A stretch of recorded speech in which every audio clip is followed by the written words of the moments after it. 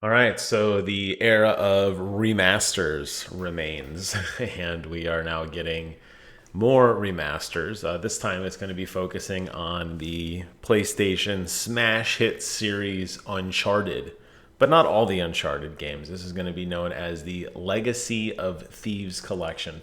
This basically picks up everything that the Nathan Drake collection did not do. This is going to have a slew of PlayStation 5 exclusive content and some tie-ins to the movie. So I've gone ahead and opened up the official PlayStation blog. There is a link in the description box below if you want to check it out for yourself.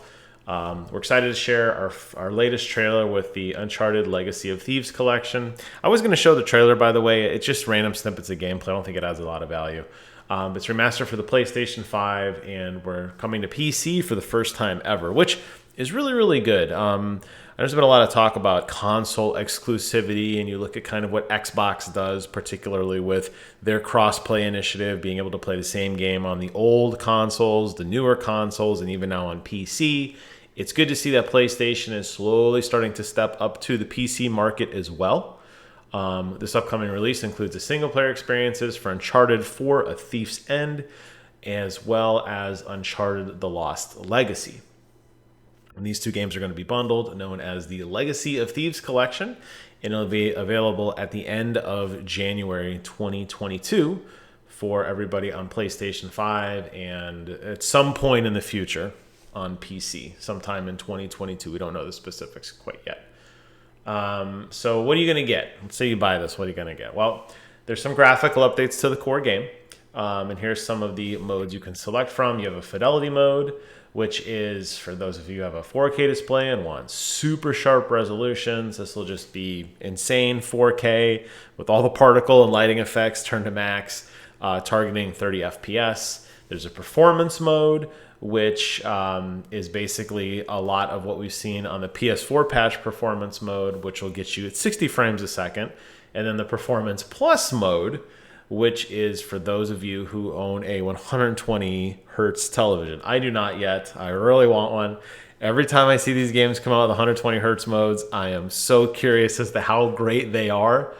I have for a very long time been a champion of the 60 frame per second. I can only imagine 120 is even better. I know it looks great on PC. I'm dying to see it on a television set. But anyways, there's a Performance Plus mode, which will target 120 FPS. Obviously, with the reduction of fidelity, in this case, they're going to drop it to 1080p.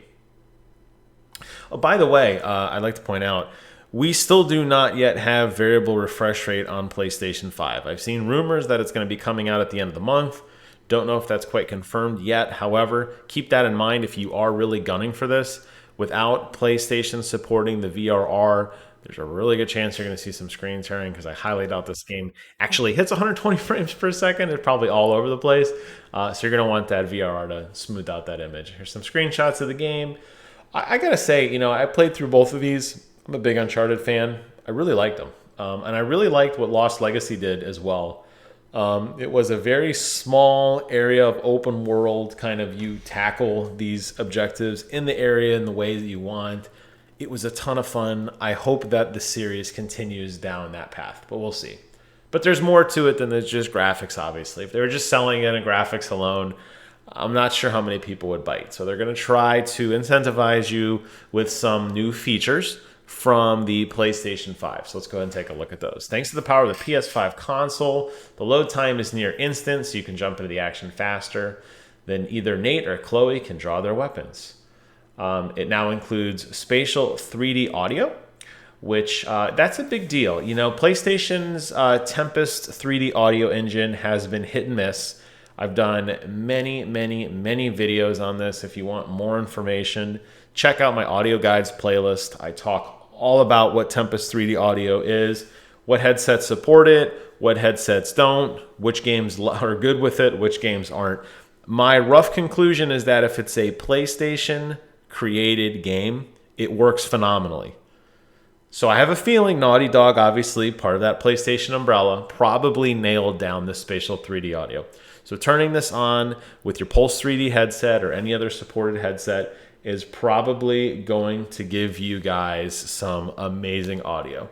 So spatial 3D audio, and especially really if you think about some of the vistas and the areas you explore, climbing up mountains and cliffs and hearing things off in the horizon, particularly in Lost Legacy with the open world areas where you hear gunshots coming at you from all different areas and the different wildlife and everything. I bet that's going to sound incredible.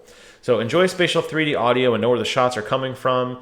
Immerse yourself with some of the ambience of the locations across both games. With the DualSense's wireless controller, haptic feedback, and adaptive triggers, they have fine-tuned the rumble and resistance. So feeling the 4x4 wheels roll along your hands or landing a punch and then swinging a rope to safety has never been so rewarding. That's actually really interesting.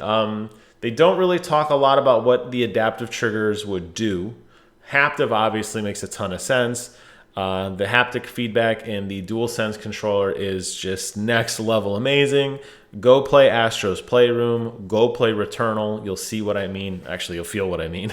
Literally, you'll feel what I mean. The way the motors vibrate. So I can imagine them really tuning, the effects of climbing a rope versus climbing rocks, shooting a pistol versus shooting a shotgun, driving a vehicle versus crashing a vehicle, sliding down a hill. I bet those all feel incredibly distinct now, and that's actually really, really cool. I would be curious to see how much that enhances the experience. Additionally, they talk about adaptive triggers. I'm not really sure what the adaptive triggers would do in a game like this. Typically, you think of adaptive triggers, Ratchet and Clank comes to mind, where you have, and Returnal as well, where you have like a secondary fire function. So pulling down the adaptive trigger halfway does a certain type of fire, and then holding it down the whole way either does an alternate rate of fire or something along those lines. That's typically what you see. We don't have any kind of trick guns in Uncharted. Typically, it's you hold down the left trigger for your iron sights, and it's third person, but precision aiming, we'll say, and then right trigger to shoot. I'm not sure what that half would really give you. It doesn't seem like there would be any value added in having that. So I'd be curious to see what they did. And the fact that they don't mention anything here makes me think that there's really not a lot there. But I would be curious as the reviews slowly come out for this, what that feature set does provide. I think most people would be buying this for the upgraded visual and audio. And I guess the haptic too would be nice, but I don't see people clamoring for a different control scheme in Uncharted. It worked pretty well with just a standard control set. All right, so how are you going to get your hands on this? Well, you can pick it up for $50 right now, US, and that just gets you the whole pack. However, if you have purchased any of the following titles, the Uncharted Digital Bundle, the Uncharted Lost Legacy, or Uncharted 4 A Thieves End, and these are, by the way, physical or digital. Obviously, the digital bundle is digital. It says it in the name. It's just going to cost you $10 to upgrade. So I have both of the Uncharted 4 disc copy. I believe I have the collector edition. I believe it was called the Libertaria edition. It's got a really cool statue of Nathan Drake, which I love. Uncharted Lost Legacy did not feature a collector edition, but I do have that physical copy as well. Unless I borrowed it to a friend, then I gotta go figure out where it is. Either way, if you're like me, or if you are like most other people and have already played this game, it's only gonna cost you $10, which isn't bad. So you're gonna probably put in your physical disc into your console for Uncharted 4 or Lost Legacy, pay the $10, and then you'll be able to download that remaster on your console and be able to play it that way. So sounds pretty cool. And it's available, a little bit later on in the year. Yeah, and they say it right here, exactly what I just read. There you go. So there's all the deets. One thing to note, if you did pick up the game, and this is so stupid that Sony does this really frustrates me. If you did claim the Uncharted 4 during the PlayStation Plus subscription, the free game, you're not eligible for the upgrade, which is bananas. Really bananas to me that they're giving. This is exactly what they did with Final Fantasy VII. Remember when they had Final Fantasy VII and then the intermission where they're like, hey, if you got the PlayStation Plus game, great, but if you don't have the Paid edition, well, too bad, so sad, you got to pay full price. Really stupid. And also worth noting, this does not impact the multiplayer experience. I don't know how many people still actively play the multiplayer. I played through it. I really enjoyed it. It's basically a series of, I mean, there's competitive shooting, but there's a very fun kind of horde mode where you're fighting off waves and waves of enemies with one of your favorite characters. You can run around and collect these totem powers, which are basically like your ultimates or your supers, think Destiny, where you'll heal everybody or kill everybody or you'll double damage or whatever. I think there's like 15 or so levels to play through. I really enjoyed that. Unfortunately, that isn't going to get the same treatment as the core game. So if you are still out there diving through some of that content, unfortunately, this isn't going to apply to you. Lastly, they mentioned that there is going to be a ticket offer coming when you, if you buy into this, they'll give you a code for a ticket. It's only applicable in just a few countries for the movie that's coming out later in the year, and then PC coming at some point in the future. Okay, so there you have it. I'm okay with this. I think the price point is fair for new adapters. So you're getting 2 games for $50. 2 phenomenal games for $50 with some pretty significant enhancements on visuals. I think the 3D audio is going to really impress people. Haptic feedback, I think, is going to be cool as well. Both games were great. They're shorter, but they were a lot of fun. I'm sure if you go back on my channel at some point, I did a review on them. I don't know where, but I'm sure they're there. Just Google it. And you can see what I thought about them. Spoilers, I like them both. And for people who've already played through the game and still have the digital copy, obviously, or the physical copy, just for $10, you could dive in and play it again if you want to. I don't think this is a bad deal, and if it's something that people are interested in, I implore you to check it out. And for all my friends on the PC Master Race who have yet to experience the joy of Uncharted, well, your time's coming soon. Hopefully next year you get to dive into the action and see what all the excitement was about, because it was a very special game.